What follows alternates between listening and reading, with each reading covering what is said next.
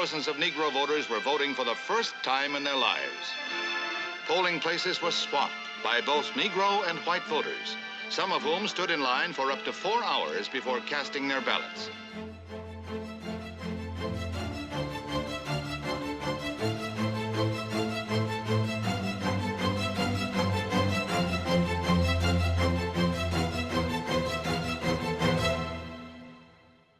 If we understood the history of race in the United States and the history of Black people in the United States, we can see a direct relationship between, for instance, the growing numbers of African Americans in the South and the regime of voter suppression that comes about after the end of the Civil War.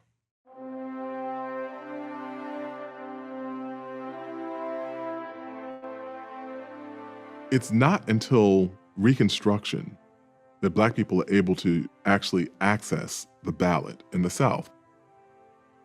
But when they do, more than 600 African Americans are elected to political office throughout the South, in these places where they have very significant numbers of the population.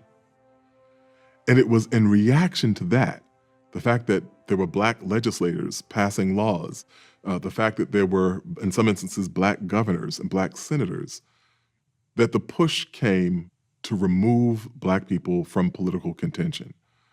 They had never seen anything like a Black senator as they had in Mississippi, or Black governor as they had in Louisiana. And so the reaction bolstered the kind of white supremacist politics.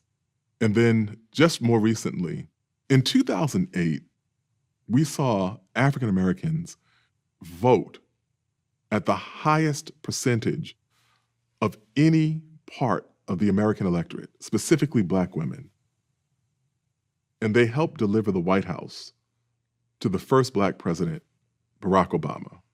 When we have the conversation about voter suppression after the end of the Civil War and the campaign of terror and violence and intimidation that eradicated Black voting participation, it's not difficult to discern the similarities between the current push for voter suppression driven by the election of the first Black president and the reaction that we saw to produce voter suppression in the South after the elections of the first Black congressmen, senators, and governor after the end of the Civil War.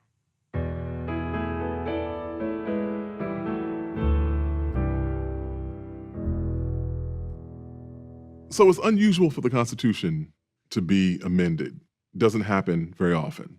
In the aftermath of the Civil War, the Constitution was amended 3 times in 5 years. That's unprecedented. With the exception of the Bill of Rights, we've never seen that many changes happen that quickly. And it was because they were grappling with fundamental questions about American society. Would you have a society where slavery was permissible under the Constitution? If you decide no, then you have to have a 13th Amendment to abolish slavery with a particular asterisk, except for people who have been duly convicted of a crime that leads to big problems down the line. The 14th Amendment: will you have a society in which it is impossible for Black people to be considered citizens? If you answer no, then you have to ratify the 14th Amendment and establish equal protection under the law. And the 15th Amendment, which is crucial, the 15th Amendment gives the right to vote to Black men. It was ratified in 1870. And there were a great number of political calculations that were being made. First, before he died, Abraham Lincoln was trying to figure out whether or not they should enfranchise Black people in the South. There was a particular problem. The Confederacy and Southern Democrats had a vast amount of political power. They gained that political power at the expense of Black people who were not able to vote in the South, people who were enslaved. But 3/5 of that population was counted toward the number of delegates and the number of congressional representatives that Southern states had. And so there was a political problem confronting the United States at the end of the Civil War. How do you prevent Southern Democrats from having the same amount of political power that they had at the verge of the Civil War? How do you prevent them from being powerful enough to tear the country in half again? The solution that the Republican Party comes up with is that you have to enfranchise Black people, or at least Black men. There has to be an electorate that can counterbalance the solidly Democratic white South. And that is what the 1870 ratification of the 15th Amendment does. Black people were given the right to vote constitutionally in order to offset the power of a white supremacist movement that the national government feared might tear the country apart.